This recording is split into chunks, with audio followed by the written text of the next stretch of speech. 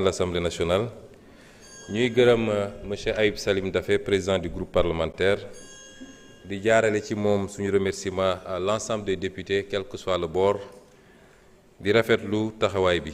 di remercier aussi le groupe parlementaire spécifiquement Pastef les Patriotes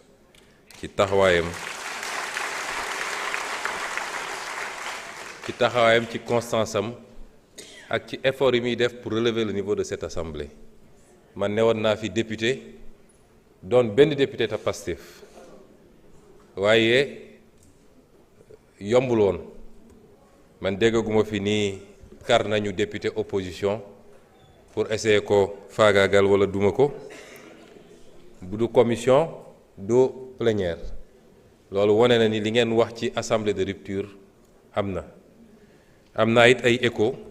ndax sama ministre yi fi jaar yépp wax nañ ma écho yi keroog dama woo ministre Yankuba ne ko très bien fait parce que yow man mii sax léeg-léeg dama lay essayer jot ba sonn duma la jot dégg naa député yi gësam nañ la bu baax a baax loolu nag du ma ne lu bees sa waaye musul amee nii député yi def seen rôle en toute indépendance te teewul it ñu respecter la logique globale du parti kon ñu ngi leen di féliciter di wax ni ñun ñëw assemblée nationale du problème ci ñun ndax nekkoon nañ fi en tant que député di affronter une majorité kon na ñëpp dalal seen xel te bàyyi daw bi ndax dem toog ci télé yi naan Ousmane Sonko suba ak ngoon te Ousmane Sonko buy ñëw nga buub say bagages bokkul ci jàmbaar leneen la ma yokk ci nii séance yu mel nii baax na te respecté nañu aussi délai bi ndax xool naa kañ lañu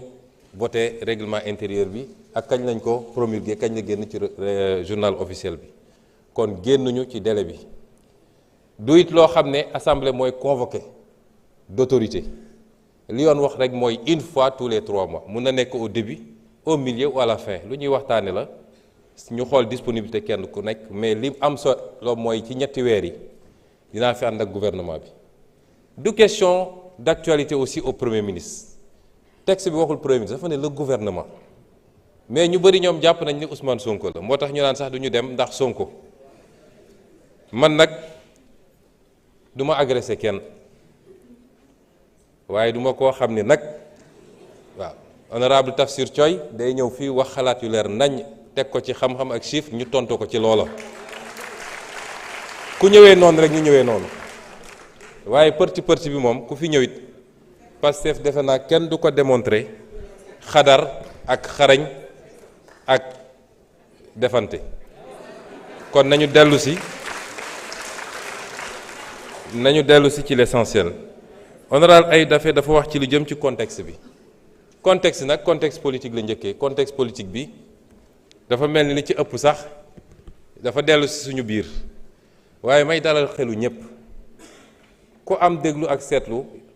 dama waxoon ni ba may annoncé dama ne woon y aura un avant un pendant et un après 8 novembre damay bëgg léeg-léeg ñu may déglu ci la may wax amoon na avant 8 novembre moom defe naa musul am ci Sénégal après 8 novembre nag moom jëfur général la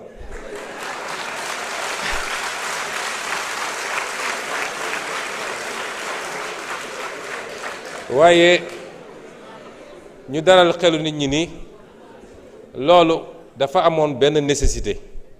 il y avait un besoin de clarification léegi les choses sont claires loolu rek la woon besoin de clarification la woon et il fallait ñu poser acte yuy pousser à la clarification les choses sont claires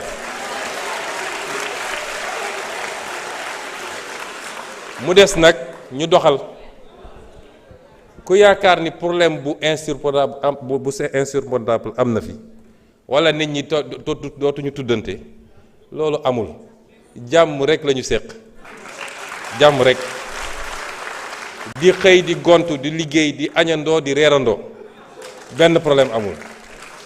ci wàllu politique ku nekk mun na am doxalinam ci wàllu état tey la ñu gën a farlu ci liggéey parce que liggéey xamul man liggéeyalu ma président Bassirou Diomaye man Sénégal lay liggéeyal mu président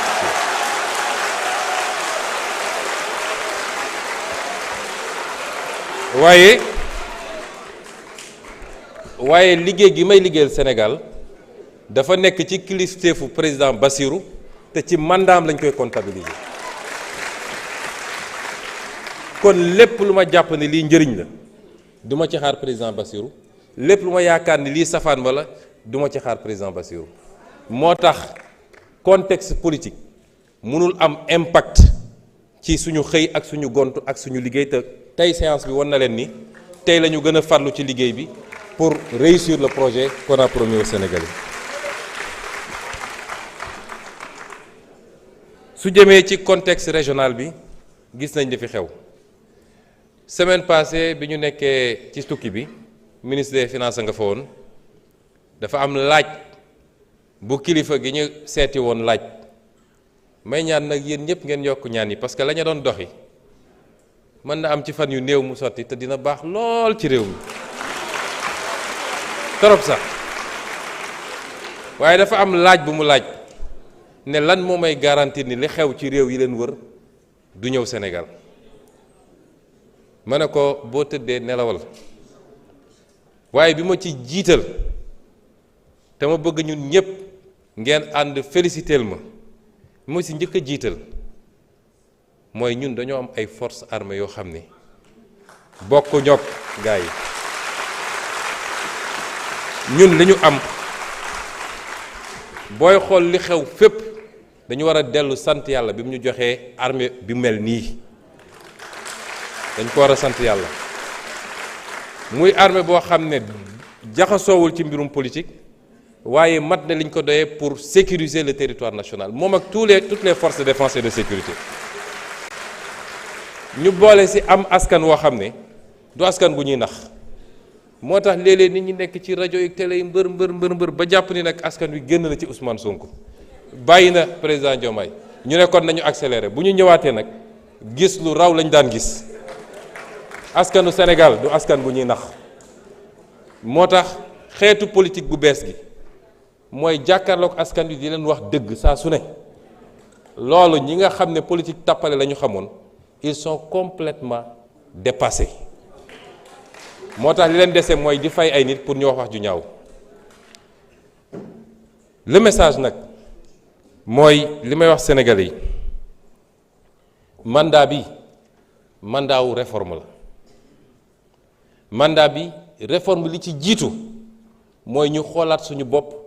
par rapport ak valeurs yi ak jikko yi le capital humain réew jikko ak valeur moo koy tabax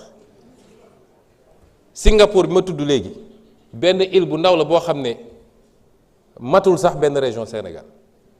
amul or amul jama amul dara waaye ki ko modifié bi mu ñëwee dafa ne may njëkk a commencé mooy valeurs yi ak jikko yi mooy la discipline mooy le respect de la règle mooy l'éducation moom foofu la njëkk a commencé tey ci réew yi gën a développé ci àdduna la bokk li Sénégal am Singapour amul toq bi kon li ñuy wax ci discipline defuñu ko pour réprimer wax naa léegi ministre bi waroon nga wax ci mendicité bi aussi ndax du rek ambulant yi waaye mendicité bi ak yeneen defuñu ko pour réprimer te dinañ ci ànd ak ay mesures d'accompagnement waaye li ñu bëgg a xamloo Sénégalais yi lii yëpp dal ñu lan moo ko andi discipline bokk na ci yow lii dañ la koo dénk askan wee ko moom bu ko jël du ko digal sa poos bu ko jël di ko yóbbu ci ay compte ñu delloo ci xelu nit ñi ni xaalis dañ koy liggéey kenn du ko lijjanti premier combat bi mooy ñu dem ba képp ku ñu investir d'une fonction publique moo xam fonctionnaire nga moo xam décideur politique nga dootoo ñemeeti jël fistine boo moomul fii rek egguñu foofu rek li waroon tabax hôpitaux yi li ñu waroon tabaxee 100 hôpitaux 10 hôpitaux lañ ciy tabax loolu bokk na ci facteur de sous-développement te loolu bokk na ci l'un des grands combats de ce chantier de ce mandat dellu ci valeurs yi ak jikko yi ñaareel bi mooy ñu partager une vision économique lan la ñu bëgg a def ci réew mi chaque jour ñu ngi expliquer pourquoi ñu ne priorité réew du dem tabax ay forcément ay immeuble ay autoroute waaye tabaxal lii téye koom réew mbayu réew ma fan la toll napp gi fan la toll càmm gi fan la toll ressource naturelle réew mi est-ce que téye nañ ko ci réew mi est-ce que ñi ngi fexe transformer loolu mu andi valeur ajoutée moo gën ñu koy bàyyi mu génn brut loolu bokkul ak li fi daan am donc option yi bokkul kon effort yi ñuy réclamer peuple bi c'est pour aller d'un point bi ñu fekk réew mi mais lii ñu wax nii bu ñu ko réaliser defe naa coow li yëpp ñuy wax ci jafe-jafe yeeg emploi jeunes yooyu dootu fi am mais loolu pour ñu avancer il faut ñu partager gis-gis bi te il faut que ñu fexe ba instaurer ce débat là mu doon le débat prioritaire fii waaye débat xëy su ba ngoon jot am Sonko andil Ousmane amalul njëriñ réew mi nañu wax lan la président Bassirou Diomaye ak gouvernement am di def ci mbay mi ci càmm gi ci napp gi lan la ñuy def pour téewaat suñu réew moomaat ko loolu moo ëpp solo que débat yooyu ñuy am kon peuple bi ci boppam moo war a affranchir bu dee lenn ci médias yi ak réseaux sociaux yi buggu ñoo topp loolu peuple bi moo war a am ful la boppam daal di dellu ci ses orientations soo déggul loo xam ne jëm na ci liy farata liy njëriñu réew mi nga romb loolu dem toppatoo farata parce que booy déglu léegi Sénégal nga tukki tuuti da nga naan mais ñun dafa li am Sénégal amul fenn amu ko te ñépp laa wax nag ku bokk ak man ak ku bokk ak keneen man sama discours musul changer nañu dellu si ci valeurs yooyu c'est extrêmement important te loolu c'est l'un des éléments importants de ce mandat. Ce mandat est celui de la refondation patriotique. Les valeurs humaines, le capital humain, la souveraineté, mais également les réformes institutionnelles et politiques am na ko laaj léegi pour gën a dëgëral et stabiliser les options économiques claires mais surtout te loolu lu am solo la ñun ñiy jiite il faut qu'on soit irréprochable aw askan munoo ko woo ci direction bu dee yow jiituloo ko fa moo tax la reddition des comptes la fa daan am régime bu ñëw ñu yëkkati ko quelques jours jàpp benn wala ñaar bugg émissaire après mbiri nax saay loolu mënatul am du soxar du fayantu waaye c'est une demande forte du peuple sénégalais qui a suffisamment subi moo tax nous veillerons à ce que ñu doxalee ko ni ñu ko war a doxalee ba képp koo xam ne def nga te mu am ay preuves yu def nga lay ak peuple sénégalais ku deful ñu bàyyi la nga ñibbi waaye ñun ñi nga xam ne ñun yàlla dénk tey ma dellu waxaat ko du ay menaces du dara ku ci yàkkamti wala nga dugg ci logique politicienne mooy jàpp ni il faut ma dajale xaalis pour dem uti ay base politique ba laal la waruta laal doo ci mucc yow it parce que fii amul kumba am ndey kumba amul ndey on appliquera la même rigueur enfin yi nga xam ne c'est les grandes orientations li ma bëgg a gëm lu peuple bi xam ko mooy conviction man dugguma politique pour am dara soxlawuma dara ci politique man conviction ma dugal ci politique ku may woteel da nga may woteel ci base boobu bu dee li may wax doyu la wala gisoo sa intérêt mun nga woteel keneen waaye ni ma meloon démb ci opposition noonu la defe naa Tafsir Thioye posé na question bu mel noonu la raison d'état ou yu mel noonu li ma gëm mooy yow mi ñu dénk yaay jox état bi contenu ci jamono ju ñu fa nekk ça veut pas dire qu'il faut être rigide mais dafa am des fondamentaux ci li nga yàgg wax ak askan wi ba ñu dégg ko nga ne lii laa gëm lan moo mën a justifier nga ñëw nekk ci pouvoir di changer loolu rien ne peut le justifier te la plupart du temps on ne le fait pas pour le peuple on le fait pour des intérêts occultes on le fait parce qu'il y a des pressions de lobby on le fait parce qu'on a ses calculs personnels mais on ne le fait jamais pour le peuple et c'est pourquoi man li ma gëm mooy la raison d'État c'est la raison de celui qui incarne ou ceux qui incarnent l'État par rapport à leur combat politique par rapport à leur doctrine par rapport à li ñu wax ak réew mi pendant tout ce temps-là c'est ça la raison d'État et la souveraineté lu am solo la c'est au nom de cette souveraineté que je considère moi-même que réew boo xam ne Sénégal séq na ak yow réciprocité dafa war a am waxoon naa ko fii ci visa yi te ñu ngi ciy liggéey noonu laa koy waxee ci extradition réew bu téye un fugitif sénégalais ne du ma extrader li nga fi am di demander extrader du ma ko extrader je ne le ferai jamais. Et le principe de souveraineté également est important. loolu daal laay wax ci appel qu'on reste nous-mêmes rawatina yéen patriotes yi bu ñu pouvoir soppi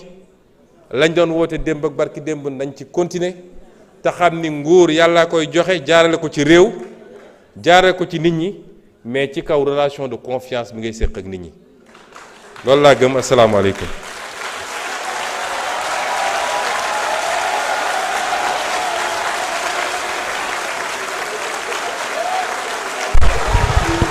Merci.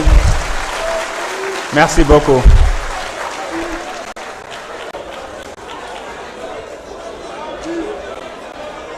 Je vous remercie. S'il vous plaît. S'il vous plaît.